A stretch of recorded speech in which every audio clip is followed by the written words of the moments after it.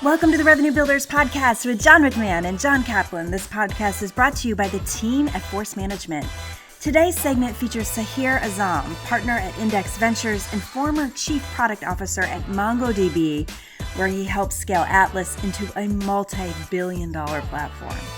This conversation breaks down what actually separates top enterprise sellers from intellectual curiosity to resource orchestration, and why those traits alone aren't enough without leadership building the right operating model around them.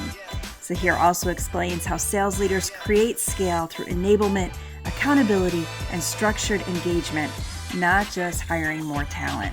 For leaders trying to build repeatability in complex sales, this is a clear look at what it takes. Let's dive in.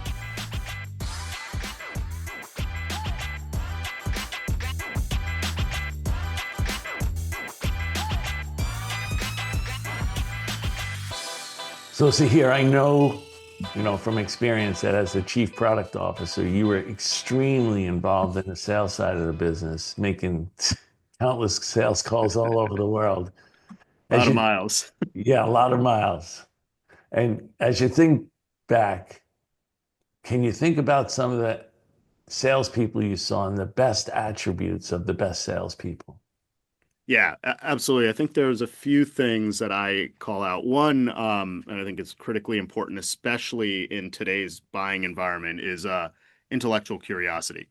Technical buyers have an increasing or decreasing, tolerance for, sellers who don't know the product and the technology and how it gets used in the reality of the organization. And I think if you're not intellectually curious enough to really understand the product and the technology, I don't think you're going to have credibility. And I've seen that actually change over my career where the bar gets higher and higher around that.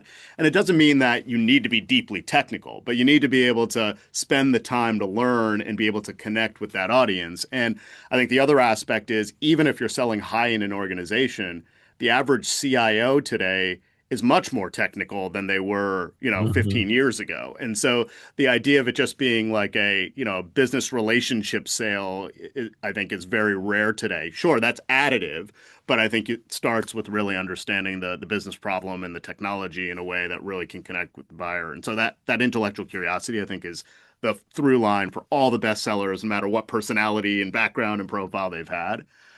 I think the second thing I've seen, especially for complex enterprise sales, is the sellers that orchestrate the resources in the organization on their behalf are really powerful. It's not like they're always the face of it. They're obviously leveraging their pre-sales engineer, but they're also bringing in executives at the right moment. They're bringing in, references that have, from the ecosystem in the right way at the right time in the sales cycle. And they're almost like playing a backseat role sometimes of playing orchestrator versus being just the loudest voice in the room. Yeah, very good point. Yeah. Yeah. And, I think the other piece that I kind of connects both those things is, learning, and John, this is one I learned from you, is like being a great listener. The best sellers ask the best questions and just extract information and get, arm that organization that they're going to bring to bear with all the right points that they need to bring up by first deeply understanding what's happening in the business, what's driving the champion,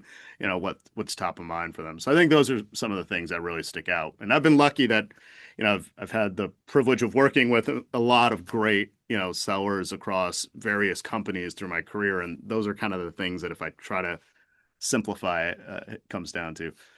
Yeah, really good. How about the sales leader? If you go up one level, what you just said, Sahir, is so powerful because you've got all these, I call them the 100-pound brains, and you're definitely in that category. The 100-pound brains inside the company. I don't know. And the companies that do it the best, I think, the companies that do it the best are the ones that harness the knowledge of how a customer buys and therefore documents how we're going to engage, what it's going to take to engage, what stages we're going to do, what exit criteria, and then a clear understanding of how we're going to engage the Sahirs of the world.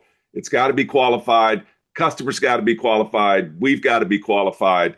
So it's like that next level of you can go hire that talent that has that intellectual curiosity. They can gather the resources. But if you don't have at a company level, meaning the sales leader mind, that says, I'm going to build an engagement model around the interaction and orchestrate the interaction of that, you're not going to be a great company, because you're going to, the best sellers, they're going to hoard all the resources, which you would expect them to do. We're going to wear out the Sahirs of the world. We're going to have people working on unqualified deals. And that's how companies they can't scale. And I know if you work with Johnny, you were in good orchestration. You were in good orchestration.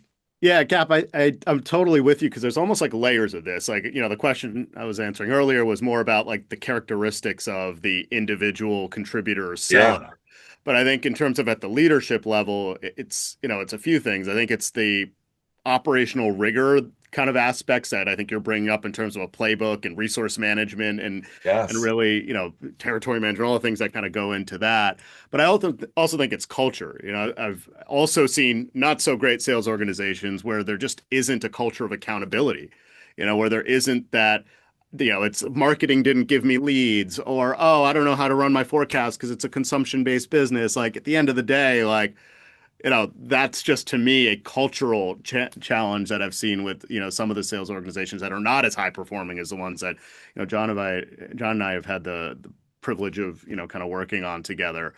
And I think the other piece that kind of fits into that from a leadership level is just a deep investment in enablement. I mean, you can have somebody who's intellectually curious and, incredible, but if you don't define their ideal customer profile, you don't teach them about the technology, you don't take the best learnings from the best sellers and then, make it programmatic such that you can ramp the next generation of sellers in the organization, then, you can never do it in a repeatable way at scale. And so I think that really has to start from the top. And it's not an easy decision, because for many sales leaders, the easy answer is give me just more quota capacity. That'll solve itself in terms of, driving the revenue. But the reality is the better dollars might be spent elsewhere on these leverage, functions that are harder to maybe attribute the impact of, but actually can unlock the scalability of the organization.